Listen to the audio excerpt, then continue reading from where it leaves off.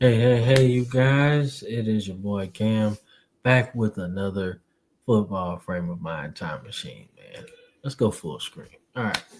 Back with another episode of the football frame of mind time machine, man. This is what you would call maybe season two of this series, right? So, we're going to touch on 1974. We've been doing pretty good so far, so we're gonna keep on going, man. 1974 is a really good season for the NFL. You start to see some good players and some players that have become iconic this year, man, and a team that will start to become iconic throughout this whole decade. So, you know the drill. Like and subscribe to the channel, and you know, keep growing with us, man. 36,000 subscribers, man. I think this is pretty damn cool if you ask me, man. So y'all keep helping us grow and help us with the algorithm. Like this video. So without further ado, let's get into it, man. So 1974. What a year. What a year, man. You see, we get to the champion a little later. But let's start with the MVP. Let's start with MVP. MVP of the league, man. Kenny or Kenneth Michael Stabler, right? Ken Stabler, professionally, the Snake, man. What a guy! What a guy, man. One of the one of the best players, man, of his generation, man. Obviously, the interceptions is high, but that's just the times, man. People just throwing the ball around. Didn't matter where you threw it, as long as we threw the ball downfield, man. So I can't be mad at that. And the teams you can tell were pretty good. Look at his quarterback record, right? So MVP of the league, 1974. Um, One of his best seasons, like wire to wire. If we're talking interception ratio to touchdown ratio, touchdowns, yards, all of that. One of his best seasons statistically in his career, right? And winning MVP was just the tip of the iceberg for him because obviously he would go on to win a Super Bowl and you become a legend, man. And he was already a legend, in his college days, right? So, including the national title. So he was already a legend. So it really didn't matter where where he went. He was already a legend on the gridiron anyway, right? Already a legend there. So that's okay. That's all right. He was a legend and he did his thing, right? So, like I said, man, 1974 led the Raiders to an 11-2 record, 26 touchdowns, led the league. Interceptions were down to 12. Look at that. 7 yards, I want to say, per completion. So that's pretty good, right? And he ended up finishing his career pretty good, man. I mean, all pro, MVP, all of that. So this was a good season, man. He also picked up Offensive Player of the Year. So, like, his numbers speak to being one of the best quarterbacks that season, right? Rookie of the Year offensively was Don Woods. Let's see where we at. Don Woods. So he was in the sixth round. So this is a steal. So it starts. You start to see how the Packers, over the course of their like franchise's history, they were never down like real bad. They had bad seasons where they were bad, but not like Saints bad. No offense, but not Saints bad. And they always seem to find a way to like stay relevant. And when you are finding diamonds in the rough in the sixth round that get you rookie of the year, that's pretty good, man. That's pretty good. So he was drafted by the Packers, but never played with the Packers, right? But the fact that the Packers drafted him lets you know that the Packers knew something. And because they knew something, somebody else knew something too. So the fact that he got to the San Diego Chargers, right? and they let him play. You know, he might have not been able to get no playing time with the Packers, right? But the Packers should get a lot of the credit here because they drafted him. They just probably didn't have a spot for him. But ultimately, he got some shine with San Diego, man. And like I said, man, getting 1,000 yards and he didn't even start all the games. You know what I'm saying? Like he didn't even do nothing. He didn't even do. I'm not gonna say he didn't do nothing, but he didn't get all the stats. If he could have got everything, I think they would have been a whole lot better. You know what I'm saying? That would have been one of the greatest seasons for a rookie running back ever if he could have got all the starts. But he made the most of his carries and his opportunities, and that's how you get rookie of the year, man. You just keep your head down and keep working. And he did his thing. He did his thing. Didn't have the same success after that, whether it be injuries or whatever, but still had a solid career nonetheless, man. So shout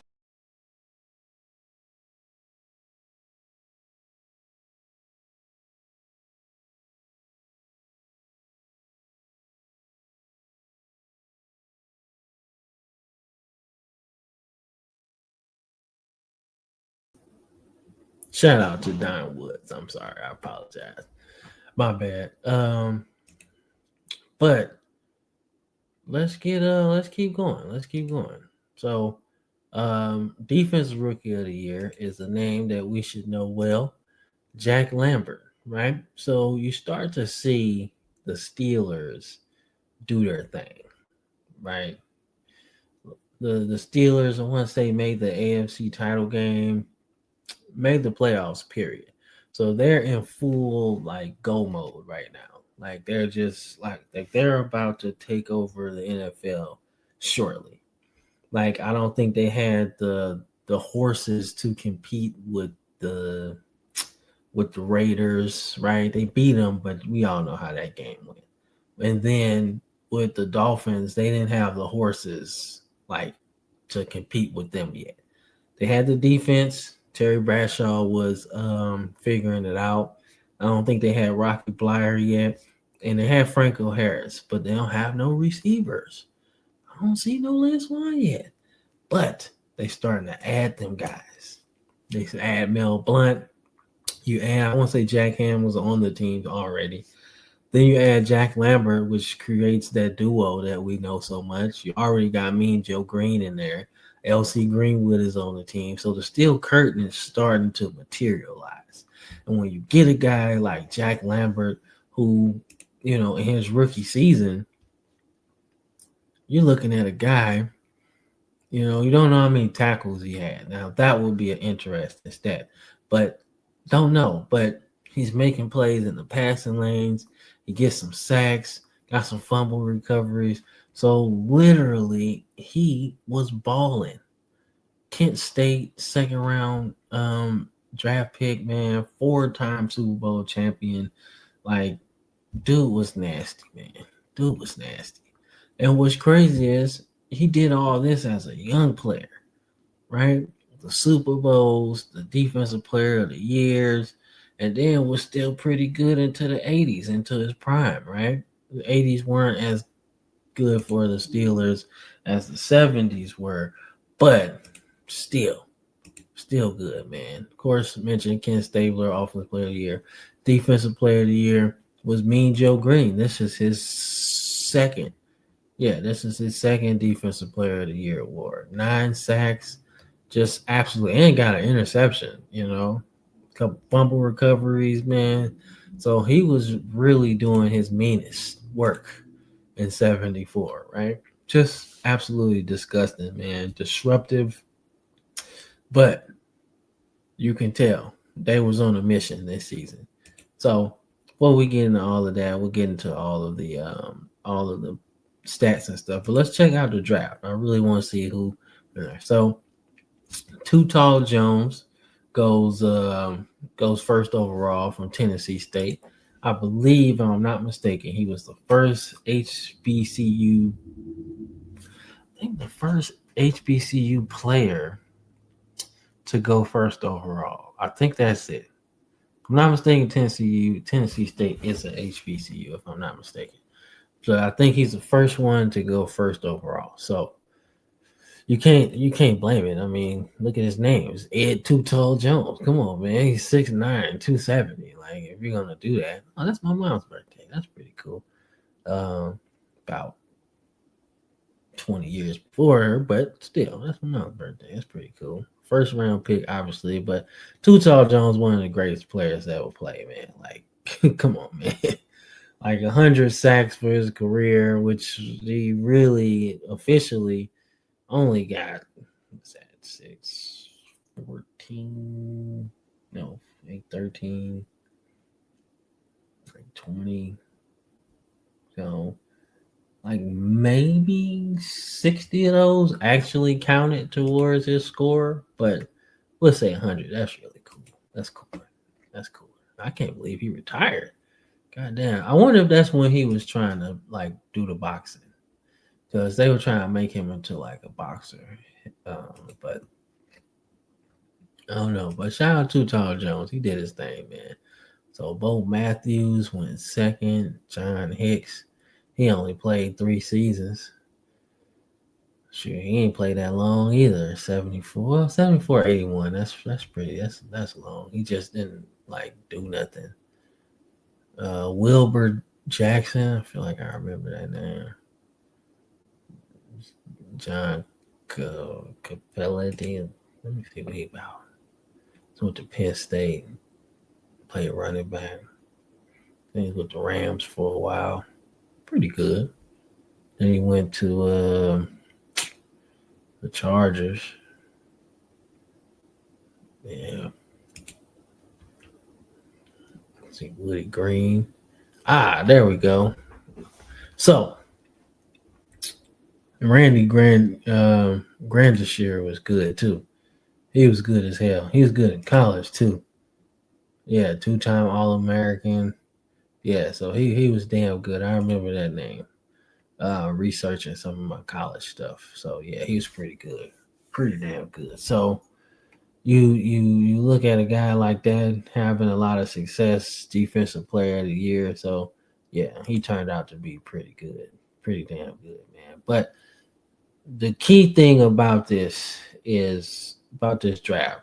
Like, remember when I told y'all that the Steelers were starting to mobilize? Okay, that's about to become, the Decepticons of this. Well, not the Decepticons. I think they would be more the Autobots because the Steelers, although they were so dominant, they weren't necessarily like hated or despised unless you're like a rival or something.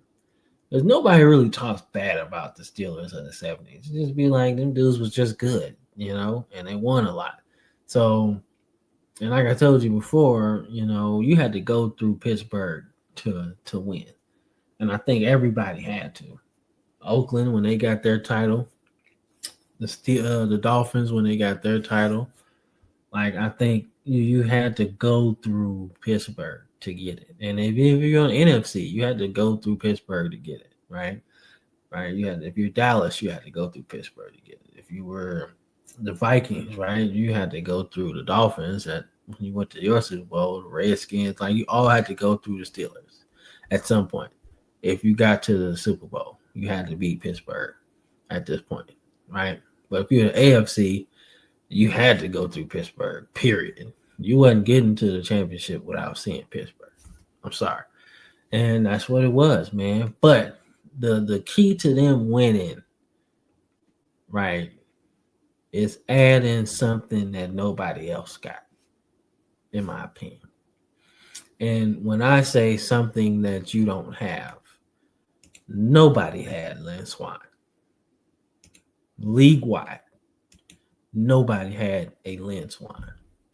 We're talking about a guy that obviously played at one of the biggest schools in the country, in USC at this time, right? USC is relatively still a big school, so can't say at that time. But around this time, this was a running back school. So the fact that you have a guy like this at a running back kind of factory, let you know that he is that deal, right? He hadn't even reached his full potential yet, let alone, you know, having the bullets to play a long time, in my opinion, right? So Lance Swan, obviously not the biggest receiver, but boy, did he play big. He played way bigger than you think. Like his vertical had to be nasty, right? Nasty. The way he would go up and pirouette in midair, almost like Jordan would do, to catch the ball. His catches were so beautiful. Like, oh my God. He looked like a gazelle, running through people's secondary, right? With the leaping ability of a mountain goat or some shit, like balance, to be able, mountain goats just sit on the edge and they just sit there. They got balance for days. That's what Lynn Swan was, a gazelle and a mountain goat at receiver. It's nasty to me. And you look at his numbers. It's not like, oh my God, wow, right? But when you add somebody of this stature, right? And I'm not just saying of like size and speed or whatever, but the things that he could do on the football field, that opens your offense crazy. It's like think about it for the youngsters out there, right? If you had and when the Chiefs had Tyreek Hill, their offense was crazy because you had to cover him. Now everybody else was good, they had Mahomes and everything, whatever. But your X factor was the cheetah. All right. When they had him, they were unstoppable, right? Unstoppable. Mahomes had like 50 touchdowns, bro, because everybody was eating off that double team, right? Because you got a man up everywhere else, especially if you're gonna keep safety over the top on Tyreek Hill. I think this is that kind of guy on the Steelers, right? He didn't have to do much, right? Because he stretched the field. And what I want people to pay attention to is not his yard totals, right? Because if you think about it, this isn't the numbers you see, right? You know, in terms of right here, 5,000 receiving yards, 51 touchdowns and things like that. Those aren't Hall of Fame numbers, right? If you think about the totality of the guys that get in, right? But what people I think didn't appreciate about Lynn Swan, right? And why I say that he was so important to the Steelers winning throughout the 70s, this is why. Look at the yards per catch, the yards per reception: 18, 15, 18, 15, 14, 19, 16. As we get closer to age 30, right? 14, These are numbers, which means that we can beat you through the air, right? Don't matter. You have to cover him. And they had another guy that I'm going to get into personally. But you think about those type of numbers. That's what separates him from everybody else. This is what makes him into a Hall of Famer. The fact that he knew his role, right? Not hissy fit like ho hum, I want the ball. I want the ball. No. He did exactly what he was supposed to do. I'm not saying, like I said, I don't know Lynn Swan, wasn't even around. He could have been a prima donna and a diva. Like, I want my 1,000. I want my 10 touchdowns. I want that. But when I look at a guy and his numbers, this looks so unselfish to me. So unselfish that I just do my job and we gonna keep winning. I got this defense that's hella good. What do I need to do? Just my job. And that's why I fucks with Lynn Swan, man. That's why I fucks with them drafting him. Because they recognize that, we gotta do something different than everybody else. The Dolphins got a 3-headed monster, and Jim Kick, Mercury Morris, and Larry Zonka, right? They got a 3-headed monster, right? We got the Raiders. They got all the roughneck players on their team. We gotta get nasty with them, right? But we also gotta do what they do, because if you look at the numbers when we get in there, the Raiders had a couple good guys too on offense. So they had we gotta get with them. They nasty. They do stuff different. They got a quarterback that throw and create. So we got to get there. You know what I'm saying? So that's the whole thing. That's why I fucks with them drafting Lynn Swine, man. So you're like, damn, he really like Lynn Swine. Like I do, man. Look, I'm not a Steelers fan flat out, all right? So don't get it twisted, right? Just the dude that really loves football, right? And me being a Ravens fan, I definitely can't like the Steelers at all. But history, being a history buff that I am, and what I like about history, man, is that when it's done correctly, it keep going. It's a recycle thing. Everybody's gonna want to try it. So, and the Steelers, for me not to like them, are one of the best franchises today. They've had three coaches. Well, three. Get that thumb out the way. Three coaches, man. Three coaches, man. Two in my lifetime. I'm 31. And they only had two coaches in my lifetime. And before that, it was only one. Chuck Noll, Bill Cowher, Mike Tomlin. That is consistency. That's not jumping the gun because we had a 5-11 season. Let's just fix what happened and let's keep going. Let's build upon what we did well. Let's get rid of what didn't work. Let's build on that. That's consistency. It's franchises right now on their 40th coach in team history.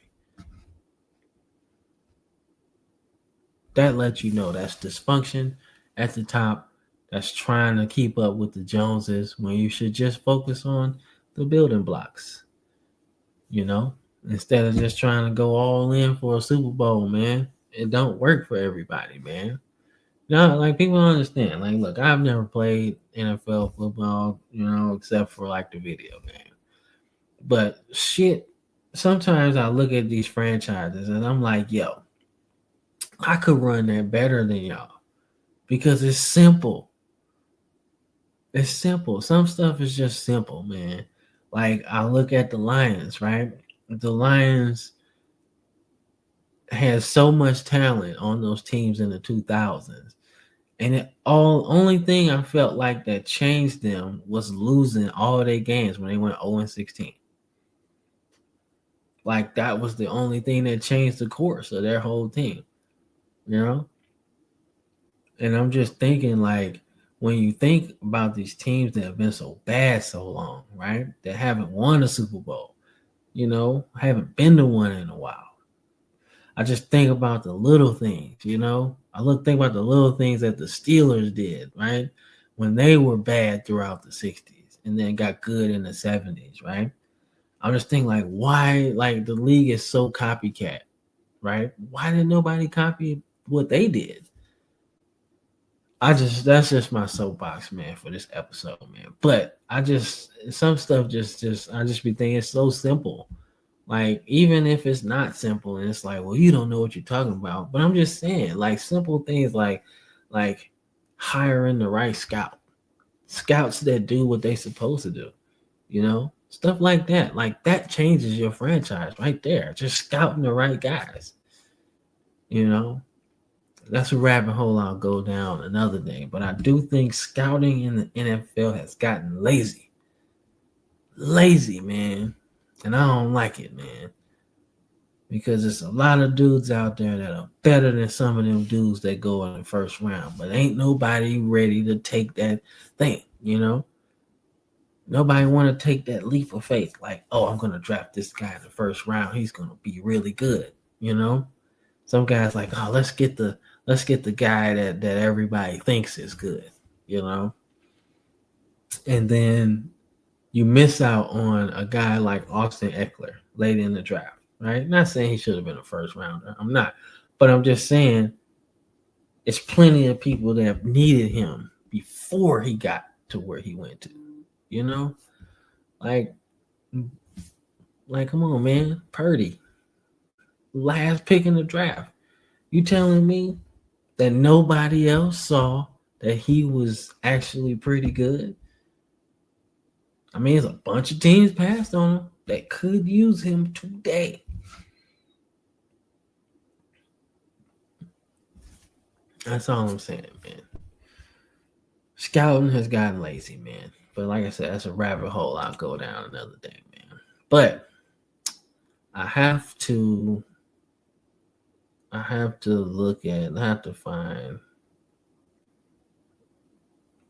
find John Stallworth, man.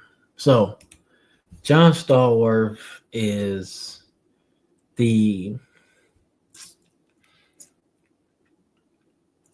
if to explain this, I would have to say he would be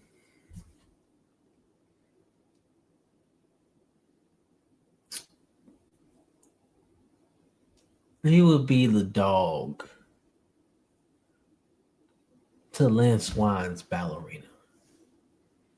All right? Like he would be the lightning.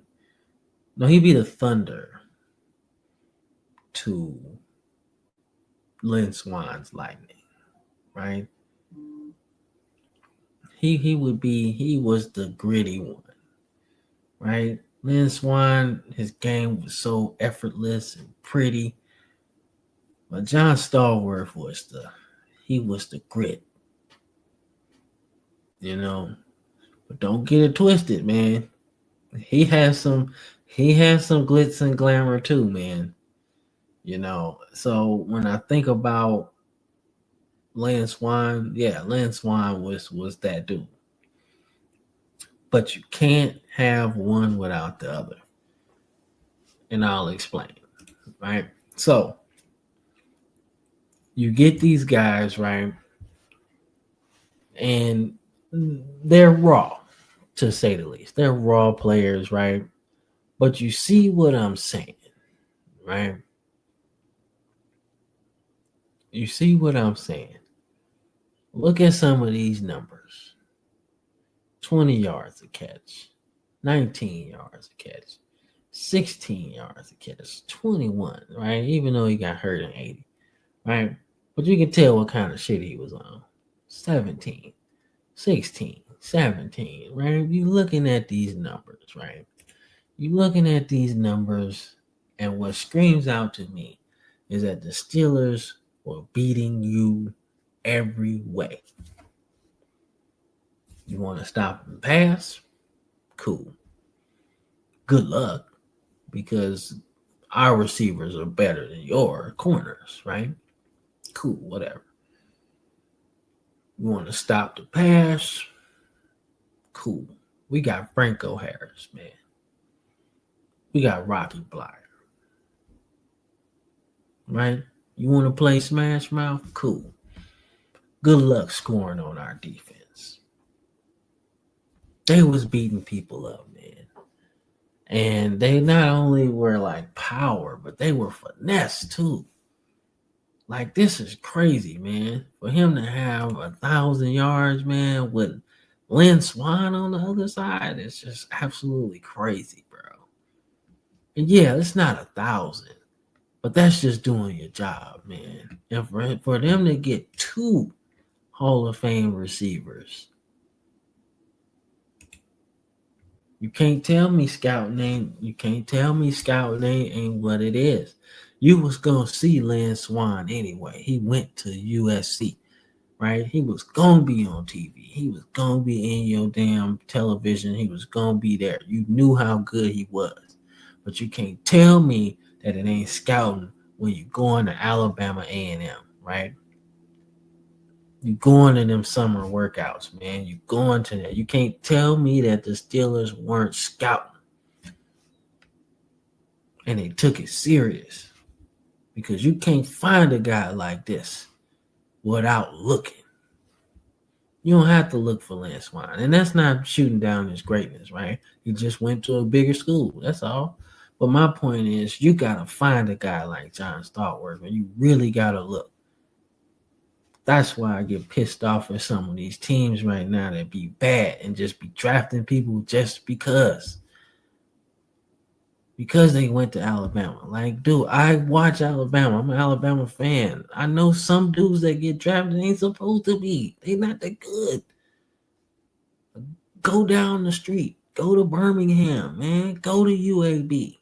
You know what I'm saying? Go to Alabama and find you a diamond in the rough, man. Because you know other scouts ain't going to do it. Just write that name down. Like, yo, okay, we might need him. Let's write that down. And that's how I'm saying, man. Just a little bit more effort when it comes to scouting. And sometimes it's the people at the top too, because I can say that the scouts maybe do their work. They maybe do their work. But you can't tell me that they didn't look for him.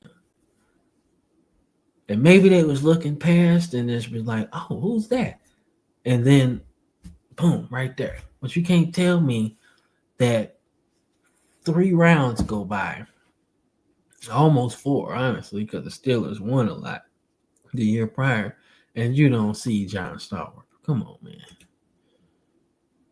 Fucking good, man. This gotta be one of the best drafts like ever for a team. Like, you get Lance Swan in the first, Jack Lambert and Dave Casper too. He went in the second round, so this was a good draft, period. But Jack Lambert in the second. I don't know who they drafted in the first. But then you get John Stallworth in the fourth, right? Like, what? Like, yo. And then you get Mike Webster, the center. The center, bro. In the 5th round. You can't tell me that this ain't one of the best drafts, man. Crazy, bro. Absolutely. Man, we got more rounds than that, low key.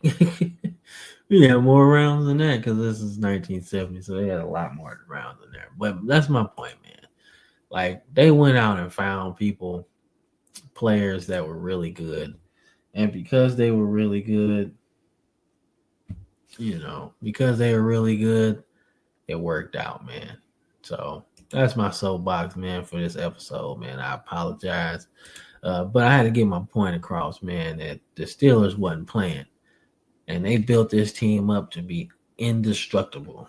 And boy, was it. So let's look at some of the stats for 1974, man. Let's do that. Right? So I can't go any further without mentioning Ken Anderson. Okay? Ken Anderson was one of the best quarterbacks of his era, right? But I want to shift focus. To not just Ken Anderson, but I want to shift focus to his development and who I feel like is personally responsible for that development. Right? Ken Anderson played for a while. He had very good numbers. If I'm not mistaken, he should be in the Hall of Fame. Honestly, I don't know why he's not in the Hall of Fame. This is ridiculous. There's people in the Hall of Fame with less impressive numbers than this. Okay, right? So, we talk about Eli Manning trying to get into the Hall of Fame, right? But Eli Manning's claim to fame is those 2 Super Bowls and 2 MVPs, right? You can't take that away. You can't do that, right? But if we were going to take his Super Bowls away, tell me that Ken Anderson isn't better than him. I'm sorry, man. Eli Manning got 2 Super Bowls, yeah, but he ain't got this. He ain't win a lot. You know what I'm saying? He won a few years, got to the playoffs, 2 Super Bowls, things like that, man. But when you talk about the actual numbers, What is this? You know what I'm saying? Like, that's what I'm saying. What? Yeah, so you think about, like I said, you think about Ken Anderson, man, and I think he should be in the Hall of Fame. Like, I don't understand why he's not. You know, we're looking at, like I said, he led the league in passing, completion percentage, yards per game, passer rating, like all of that. That is crazy, man. Absolutely nuts, man. But I have to mention the person that is responsible for his development as a passer throughout the 70s, per se. And I won't stop until you understand. Bill Walsh, the legend, will get into his success as we'll get into his success, you know, and some of his failures, right? But we'll get into his successful stuff, man, as we get into the 80s and stuff, right? But his development of quarterbacks should be number one success for real. All right. You think about Stanford, right? He didn't really coach there that long per se. So I don't want to say that Elway was there at the time. I don't want to say that because I'm not really sure. But when we're talking about the Bengals and their quarterback development, Ken Anderson came on team in 71, right? And that coincides with Bill Walsh's, I guess you would say, promotion to quarterbacks coach, right? But he was the quarterbacks coach from 71 to 75, right? So hear me out real quick. So from 71 to 75, look at the growth in Ken Anderson and tell me that he wasn't on pace to be one of the greatest quarterbacks of all time. One of the best quarterbacks in the league. That's crazy. So he didn't really get no start, but you can tell by the games he did start that it was worth a try. 72, obviously not the best year, but you can tell that it's working. 73, they boosted to 10 wins and I want to say a playoff berth, right? 74, obviously they take a step back, but Ken Anderson takes a step forward. And then the last year that um the last year that Bill Walsh is the quarterbacks coach, he was absolutely insane. Insane, you know? 10-3 record, 3,000 yards, great interception to touchdown ratio. Like everything was great, man. So I would love to know what happened, the reason why Bill Walsh left. Because he so important to what's going on. So so important to what was going on, man. But let's keep going, man. Like I said, try and keep this under an hour, man. Well, not under an hour, but not much over an hour. I know people don't like to watch all that, but I like to talk my shit sometimes, man. And Ken Anderson and Bill Walsh was like this. That was good, bro. That was a good marriage, and wish they had more time together, man. Because I felt like they was gonna figure some shit out, you know. And when the Bengals, I gotta mention this before I move on. And when the Bengals got to the Super Bowl in '81, and they played against the 49ers, you can't tell me that wasn't personal. You can't tell me that wasn't personal. Like theoretically, their success throughout the 70s, the playoff runs, all of that was kind of dealt. You could say that Bill Walsh had a nice hand in it. Because one thing about it, your quarterback's coach, man, is the whisperer to your quarterback. Yeah, the offensive coordinator gets a lot of the shine, man. But when it comes to that quarterback and that quarterback's coach, that's a relationship like this. And the fact that he wasn't offensive coordinator, I felt like that is the reason why he left. And when they played each other in the Super Bowl, I guarantee that shit was personal. Had to be. Had to be. And in 88, when Sam Weiss took over, that was personal on the other side. Because Sam Weiss was a quarterback for the Bengals. I think for 60, something like that. I remember that name. Gotta look that up. But we'll get to that in the 80s. But just gotta say, I think it was personal. Both of them. Both of them, man. So I don't know. But like I said, man, you look at Joe Namath, man, crazy interception total. 20 touchdowns, man. 31 at this time, right?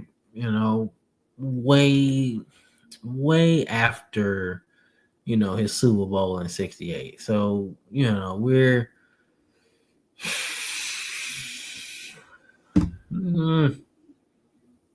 what do we say about Joe Namath at this time? He's 31 and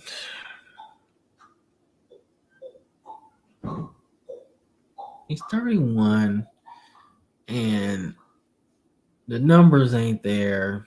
Like maybe he's just wear and tear at this time, man, because the Jets weren't that good. And he's had a couple injury plagued seasons, in my opinion. And you're not going to bench Joe Namath, so I can definitely say that it's probably injury concern. But man, like he's scuffling a lot. But still trying to win.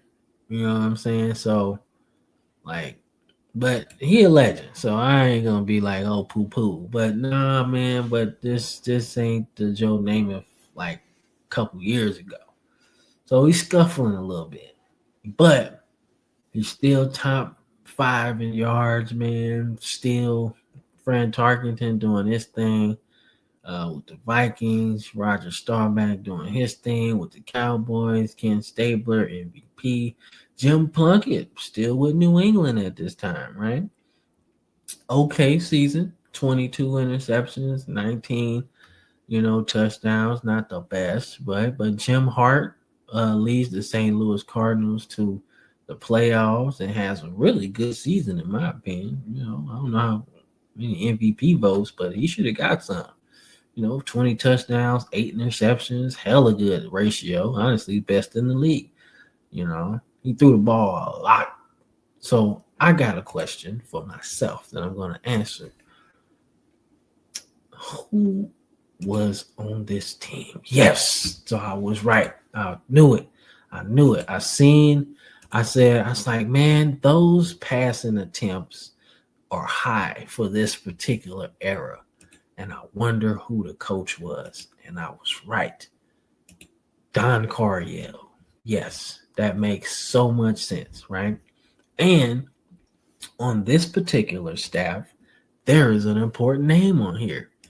See what happens when we go in the time machine? We find shit out that I didn't know.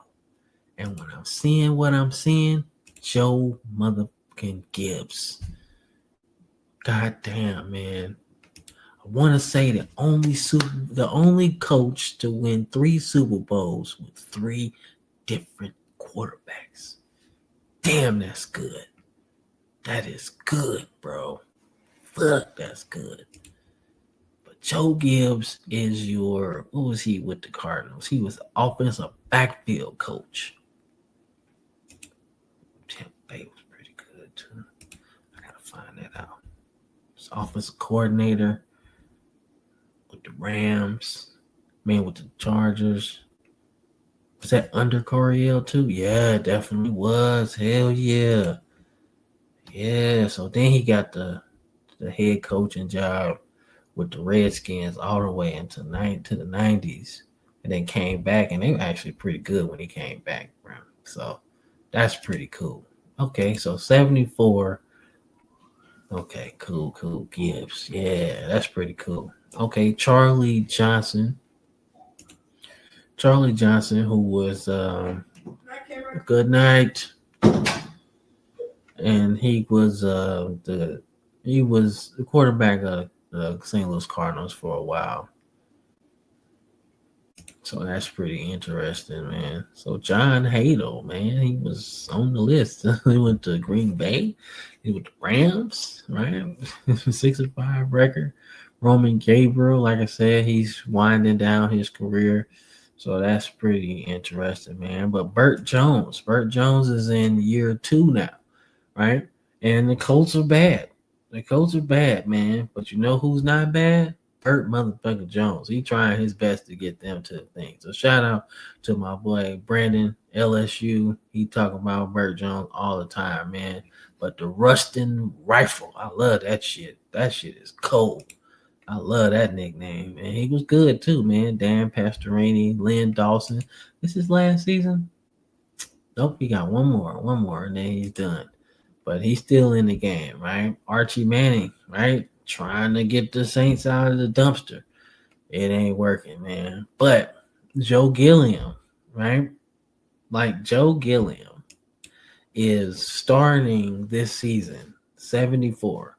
So there was a quarterback controversy, which I personally don't think that it really was. I just felt like Chuck Noll was trying to get Terry Bradshaw to play better.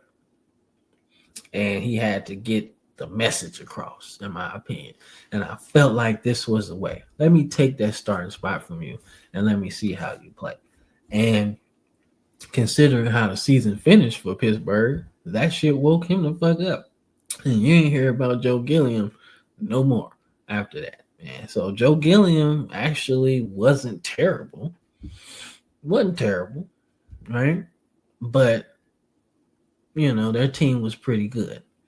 So you led them to a 4-1-1 record. I mean, that's not terrible at all, right? So yeah, Sonny Jurgensen, 40 years old, man. He won 3 games for Washington, man. So he's still on the list. Terry Bradshaw, obviously, on backup duty for a little bit throughout this season. But when he took the fuck over, that was it. Like I said, after that, you ain't hear nothing about Joe Gilliam for the Pittsburgh Steelers, period. Right? So, like I said, there you go, man. Let me see. Somebody that becomes really good in the 80s is on this list. I got to mention it. Brian, I want to say C-Pay. MVP of the league, man. In 1980, he was absolutely sensational. And as you see how the league transitions into like the 80s, you start to see these passing numbers go up because people start getting the news flash. We can win passing the motherfucking ball. Let's do it. Right? The Steelers do it. Let's do it. Let's try it.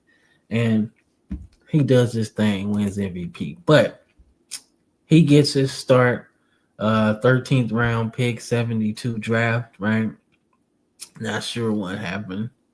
Come on, Grossmont College, bro. Grossmont College, man. Like Achilles Smith went there. Like, come on, man. Like, that's not like a big name or whatever. But still, like, this is where he got drafted out of, man. You cannot tell me that scouting ain't important. You don't find an MVP in the 13th motherfucking round and tell me that they ain't scouting. I'm sorry. I love that shit, man. I love when people get found, man, because there's a lot of people that work hard every day just to get an opportunity, man. And motherfuckers just don't want to go to Jackson State, or they don't want to go to Kilgore College, man, or junior college. They don't want to go to Tyler Junior College to find nobody, So I just appreciate when people get found, man. But we got Ron Jaworski, man, on the Rams, right? Joe Theismann. Joe Theismann. Joe Theismann, Heisman winner. No, second in Heisman. I thought he won the Heisman. Damn, I thought he won the Heisman. Damn, I sure thought he won the Heisman. That's all right. Nah, did he win the Heisman though? Oh, he lost to Jim Plunkett. Oh, okay. And then Ole Miss with Archie Manning, and then Pat Sullivan, Jack Tatum was on there. Yeah. Okay. Okay. So he finished second. All right. Well, that makes sense. So Jim Plunkett was pretty good. But like I said, Joe Theismann, man, backup quarterback, right? For the Dolphins. I guess he was just sitting on the bench, didn't really play. And then goes to Washington, man. And he becomes, before he broke his leg, he becomes one of the league's best quarterbacks, including Super Bowl champion and the league MVP. So, like I said, Ron Jaworski gets to a Super Bowl. So you start to see some people that become important. Daryl Monica's still out there playing. So some good shit, man. Let's check out some running backs though. Like I said, about hour in now. So let's check out some running backs, man. All right, so OJ Simpson, man, still doing his thing. Not as good as the year prior when he had 2,000, but still got 1,000. All pro running back, man. Otis Armstrong led the league in rushing yards per game and yards per carry. So he was an all pro as well. I mentioned Don Woods, man, all pro. He's an all pro and rookie of the year. You got Lawrence McCutcheon with the Rams. You got Franco Harris, 1,000 yards, right? Sam Bam Cunningham, right? 800 yards. That's pretty good. John Riggins, he ain't even scratched the surface of how good he was gonna be, right? So you got him going for 600 with the Jets. Let's see anybody else on that list, man, that stand out, man. Larry Brown, MVP of the league. He kind of slowing down now, so I wonder if there was some injuries on there, man. Because he was good, man. Rocky Blyer, like I said, and he didn't play because he went to the military. But he came back at a good time though. Because when he got to there, when he started playing, that was a great addition to the Pittsburgh Steelers. See, Dwayne Thomas. Let's see, Floyd Little. Shit, Burt Jones with 200 runs, 200 yards. Jim Kick, 200. So, yeah, man. Bobby Douglas, Terry Bradshaw, Mercury Ward. So, we got some pretty good stuff in there, man. Pretty good. Let's get into some CBR. Let's see what's in there, man. So, Cliff Branch. So, what's one person I want to talk about, too? Cliff Branch, man. What in the world, bro? Cliff Branch was good, dog. Like, he could run so good, man. He's an athlete too. I think he did like track too. But you look at how good he was, man. God damn, man. Especially when we get to 76. Oh yeah. Oh yeah. 1,000 yards, multiple touchdowns, all pro, man. 3-year stretch of just balling. That's pretty good, man. Yeah, we gonna have a lot to talk about there. Let's see, Charlie Taylor, man, one of the greatest players to ever play. Like, still doing his thing, man. Still playing. And still playing good, too. At 33, right? Harold Carmichael slowed down just a little bit, but he did lead the league in the year prior. Fred Biletnikoff doing his thing. Let's see, man. Shit, man. I see some names that be going hard, though. Jackie Smith still doing his thing. Like I said, man, but that's that's the product of having Don Coryell on the team, bro. And Don Coryell, one of the most important people, but he gets his love for what he did, his work in San Diego, man. But his work in St. Louis should not be forgotten, man. He had some good teams, man. And when he got to San Diego, he basically unlocked Dan Fouts. Like once he unlocked Dan Fouts, San Diego was good, always good. So yeah, but Jackie Smith though, I think I wish he would have got Jackie Smith a little bit earlier too. Because if he would have got him earlier, like in his 20s, yeah, he would have been good, man. But we'll get more into Don Coryell later. Yeah, man. So, you see nobody. Yeah. John Stallworth, yeah. But I haven't hit nothing with them yet. But like I said, we'll get into that shit a little later. Yeah, but let me see Otis Armstrong now. Let me see. So he's a ninth overall pick, right? And he had some pretty good seasons, man. He ended up with what? Oh, I thought that said 20. I thought that said 69 touchdowns. I was like, man, that math ain't working. What the fuck? Nah, but he was all right though. He's all right. All right, let's get into some defense, man. So unofficially, sacks weren't official until 82. I gotta say that every video because they be like, no, that doesn't count. Shut up. I said it already. All right. But nonetheless, Fred Dryer, beast. Jackie Youngblood. So they tied for the sack lead. Lyle Alzada, Claude Humphrey. Like I said, man. Hell yeah. Hell yeah, man. Marvin Upshaw, Barney Chavis. I wonder if that's Chris Chavis. Dad. Yeah, probably not. Probably just same name. My bad. All right. Let's see, man. Let's see. John Zook. I wonder if that's Ron Zook here. With that. Yeah, maybe. I don't know. Too Tall John, Walt Patowski. We talked about him. Curly Coat. Trying to see if it's like some names of people that was like small fish at this time. Yeah, I don't see nobody. But nonetheless, not that many double digit sack people though. Like usually it's a couple more, man. Let's see, but Alan Page still doing his thing, man. LC Greenwood still doing his thing. Like I said, LC Greenwood don't get no love. He was pretty good, bro. Like that steel curtain was nasty, man. And they meant business too. See, Ernie Holmes, 2-time Super Bowl champ. He was good. But that 11 sacks came in handy, didn't it? See, Ryan Carpenter. We'll see that name before. Shit, he had a good one. He was an interior lineman too. So that's pretty good. All right, man. So you know what time it is. It's time to check out the season, man.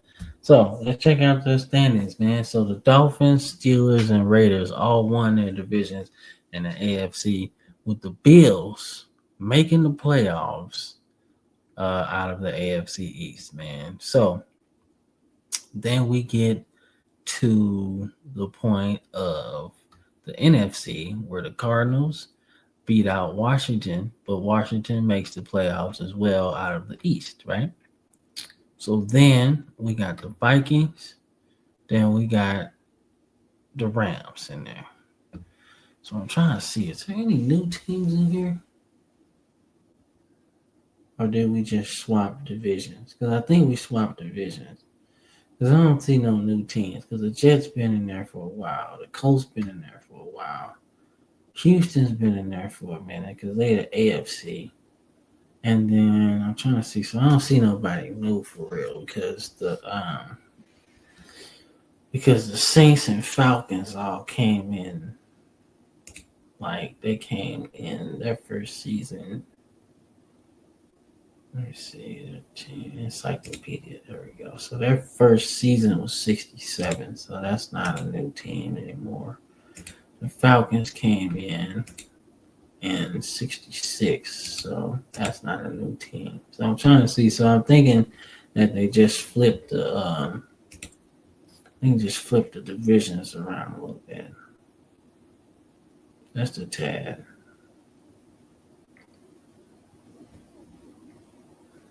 Yeah, so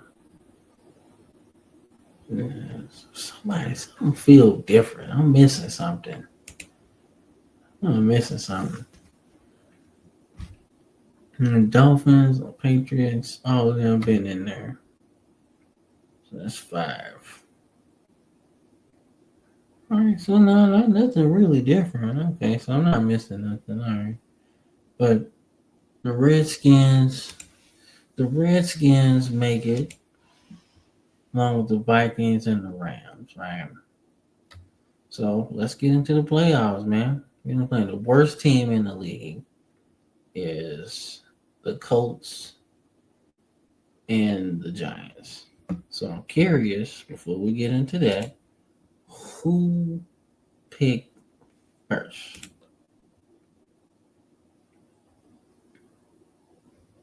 Atlanta. How the hell did Atlanta get in there? They worse than everybody.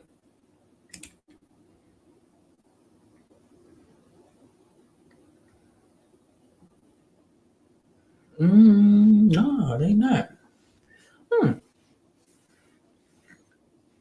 They 3-11-1. Hmm. That make no sense. I need an explanation on that one. I need an explanation on that one. That's how they got the worst record, but then not so much. Some good players coming this draft, man.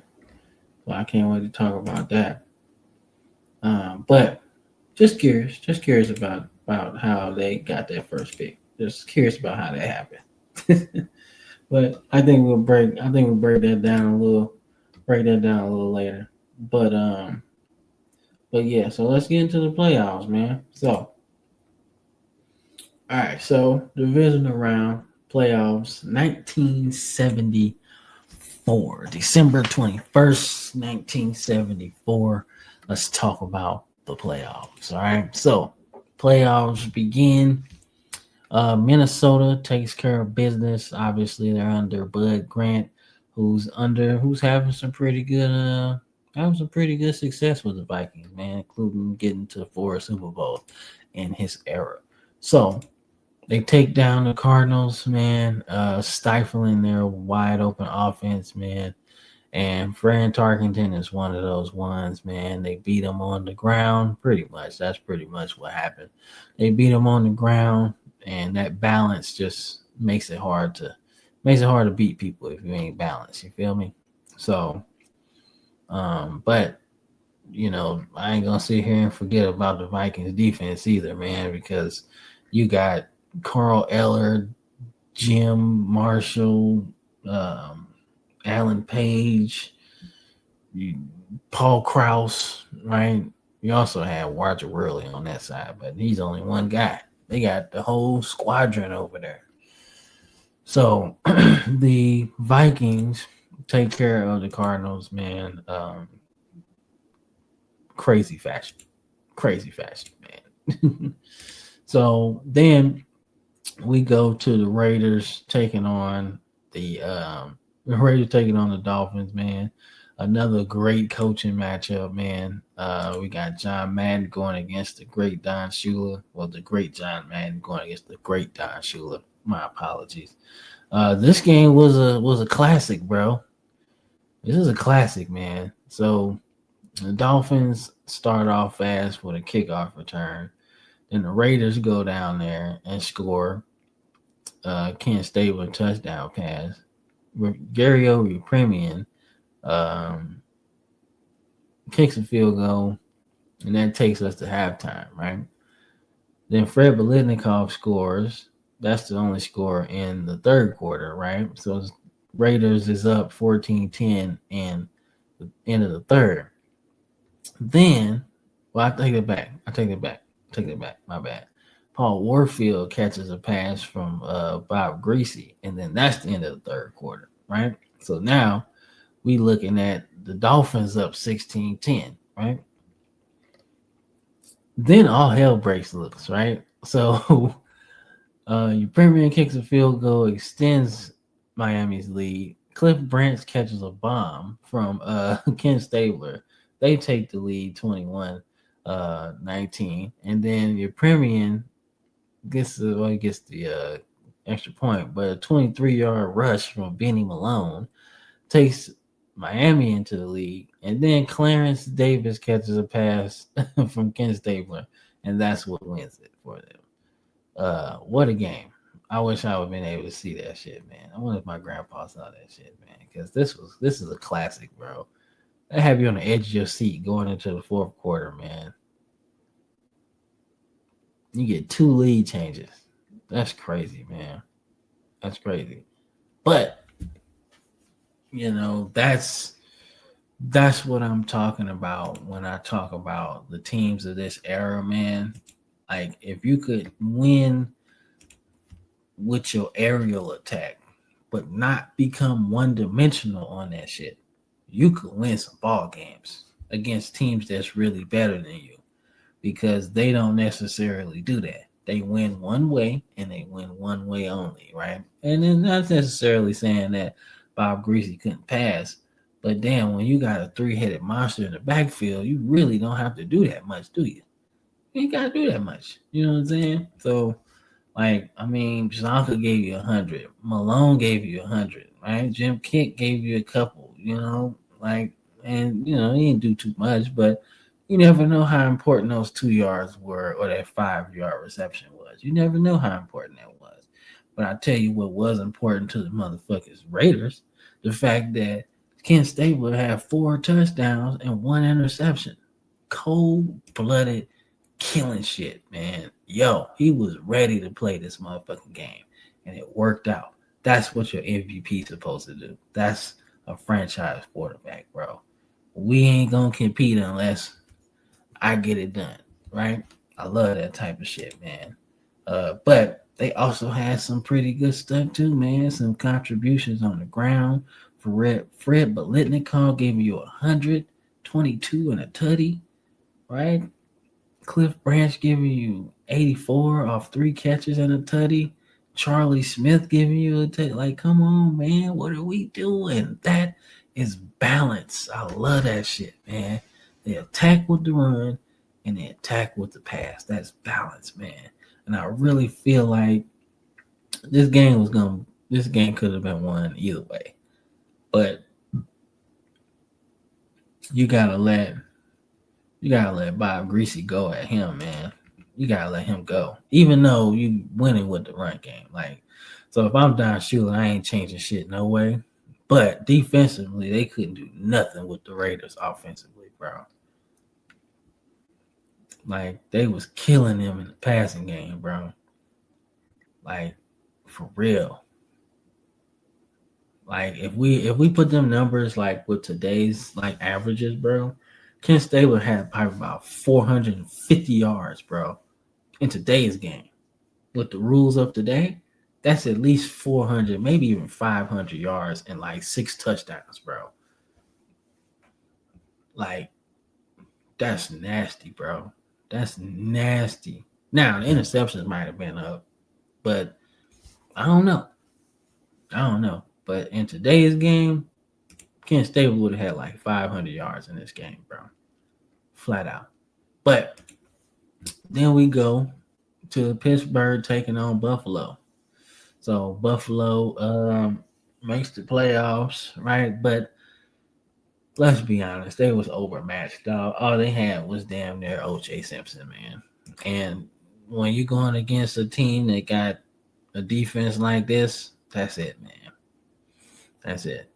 Now, I'm not gonna disrespect the other offensive players, man. But Dude did have a good game. He just wasn't very accurate. No interceptions, but 2 touchdowns. But I mean, OJ couldn't really do nothing. I mean, you just go out and you try to stop OJ, and that's pretty much what happened, right? I mean, Pittsburgh dominated this game on the ground.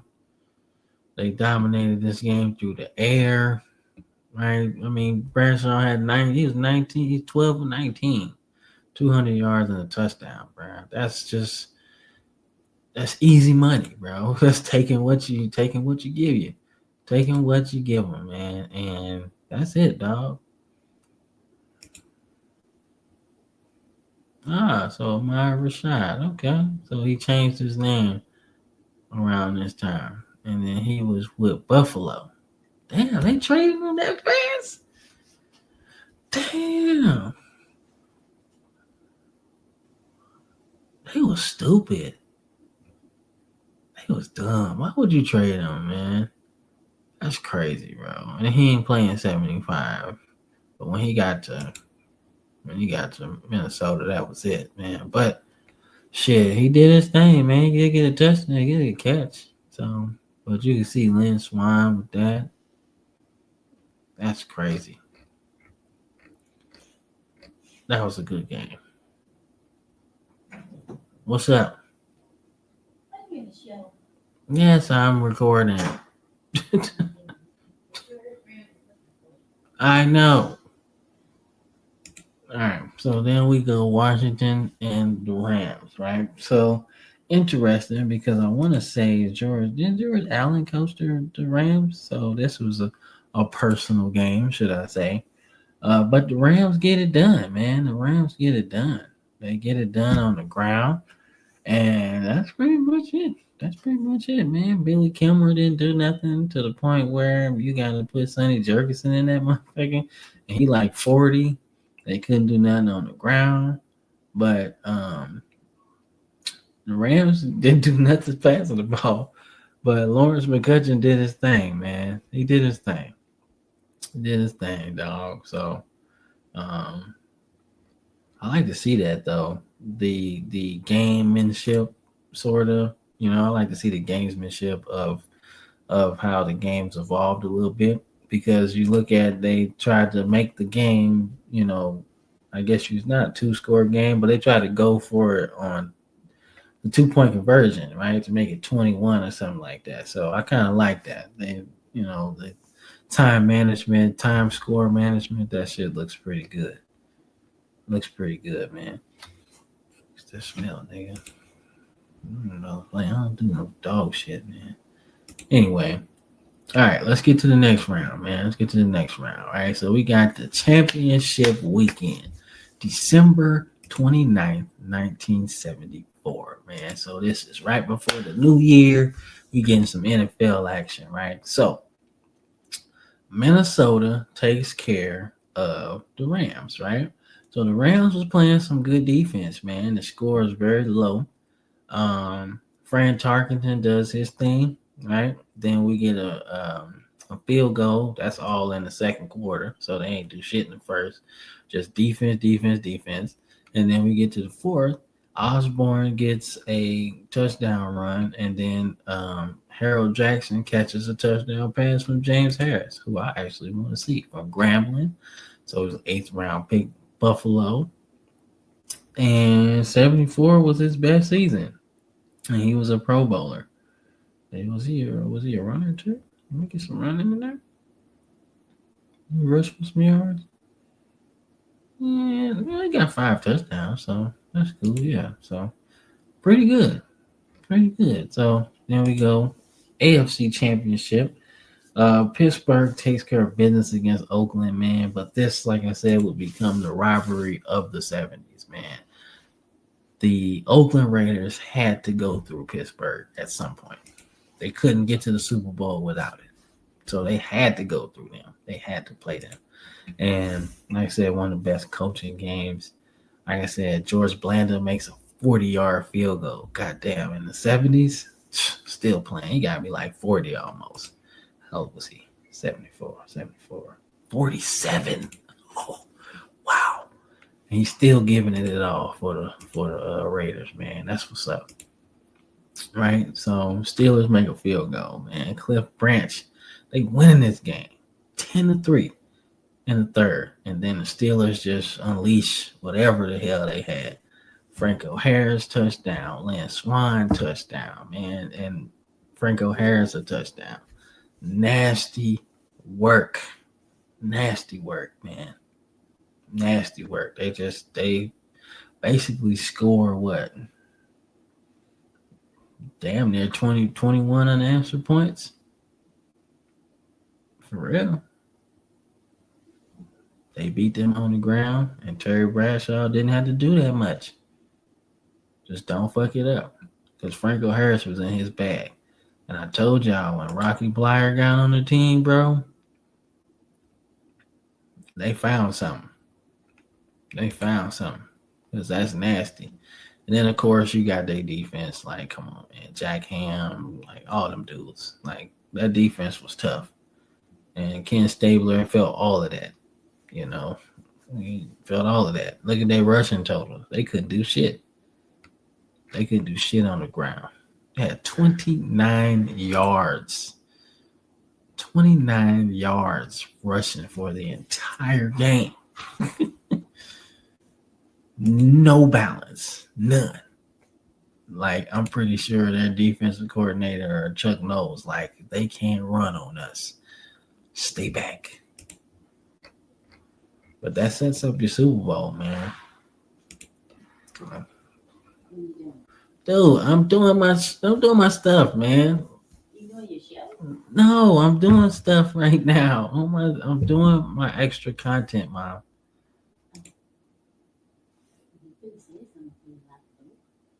No.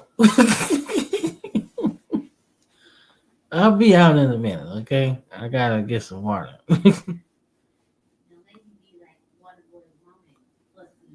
You already are. Anyway, so we're at Super Bowl 9, which takes place January 12th, 1975. Between Pittsburgh and Minnesota. This is Bud Grant's, I want to say, second Super Bowl opportunity. No, his third. So obviously Minnesota took the loss to the Dolphins the year prior in their undefeated season, but there's their second time as NFC champions. So, but like I said, man, at this point, all roads go through Pittsburgh, right? But last year went through the Dolphins. They had to go through, the Dolphins had to go through Pittsburgh. So you got to go through Pittsburgh, man. And Minnesota couldn't do it, man. Like I said, the Steelers' defense was stifling, dog. Stifling. This is, I want to say the Steelers, I want to know how many yards they gave up throughout this whole playoff run. So, OJ, well, Buffalo has success. They ran for 100. Yeah, they ran for 100. But boy, they had to work for it, man. But they got 100 on them. But it seemed like the Steelers said, all right, nobody getting 100 on us for the rest of the playoffs. And they meant that shit. Because Oakland only got 29 for the whole game. And then we get to the Super Bowl. And maybe that's not their game. But you got to have some balance. And they only gave up 17 yards, bro, on 21 carries. Like, that's crazy, man. So, like I said, we got Bud Grant going against Chuck Noll. Steelers win this game, man, 16-6. Like I said, nothing too crazy. Safety by the Steelers, that lets you know that was going to be a long day. If you're giving up safeties in the Super Bowl, that's going to be a long day for you. And then Franco Harris, who had a very, very, very big day. Like he had a very, very big day, man. But he gets a touchdown. Terry Brown recovers a block punt, which makes it interesting. Makes it interesting. You would think, okay, well, we got a shot in the fourth quarter. Nah. Terry Bradshaw shut that shit up with a touchdown pass to Larry Brown. Franco Harris is your MVP of the Super Bowl. This Super Bowl took place in New Orleans, Tulane Stadium. Shit. How many Super Bowls they get? So they got Super Bowl. What is that? 4, Super Bowl 6, and Super Bowl 9. Okay. Cool. All right. Yeah. That's cool. So they got 2 Super Bowls. That's 3 Super Bowls. That's pretty cool. I wonder if that stadium's still up. Is it still up or is it demolished? Somebody tell me that. Is that Super Bowl demolished? I mean, is that stadium demolished? Somebody got to tell me that. But like I said, Franco Harris is MVP and he deserved every penny. Every penny. He gave him a $158 and a touchdown, bro. He was balling. They can't stop him. And they did, man. Fran Tarkenton had a rough game. 3 interceptions. Chuck Foreman, Rookie of the Year, Pro Bowler. He couldn't get nothing on the ground. Nothing. Like I said, man, everybody ate on that defense, man. Jack Ham, Jack Lambert, L.C. Greenwood, Ernie Holmes. See, Mean Joe Green ate a little bit and got an interception. Mel Blount did, and Mike Wagner. So they all ate, man. But just like I said, man, I can't hate on the Vikings either because they played good defense, man. You know, they just couldn't stop the run. Like if they could have limited them to half of that, maybe this game would have been a little bit better for them. But nonetheless, this is Bud Grant's 3rd Super Bowl loss. He would have another opportunity in a couple seasons to kind of get his opportunity to win, but he couldn't get it. Couldn't get it, man. And but we'll talk about that on the next one. But your champions of 1974 are the Pittsburgh Steelers, man. And yeah, dog. That's what it is. That's what it is, man. So, but the champions of the Pittsburgh Steelers, and they begin their reign of terror throughout the 70s, man. Like they begin it, and their reign of terror throughout the 70s, man. You had to go through Pittsburgh to win. All right. Anybody who won a Super Bowl in the 70s had to go through Pittsburgh to get it. All right. And let's tell you what you need to see right here. Right. For the Dolphins to win in 72, they had to go through Pittsburgh to get it. 73, for them to repeat as champions, they had to go through Pittsburgh to get it. Right. Pittsburgh gets to the Super Bowl. The Vikings have to go through Pittsburgh to get it, right?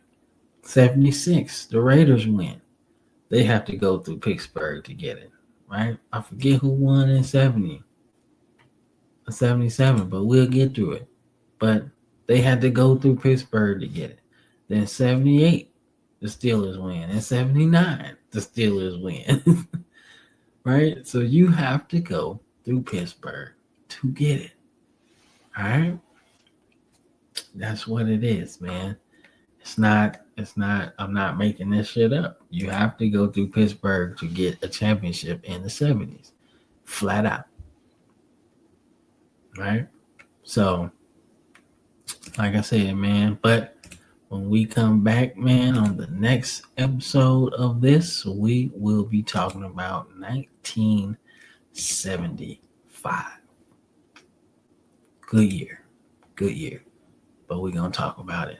So This has been your boy Cam, Football Frame of Mind Time Machine, representing both sides of the podcast YouTube channel team. And I will catch y'all on the next one when we talk about 1975. Hop in, because the ride's still going. See you on next one. Peace.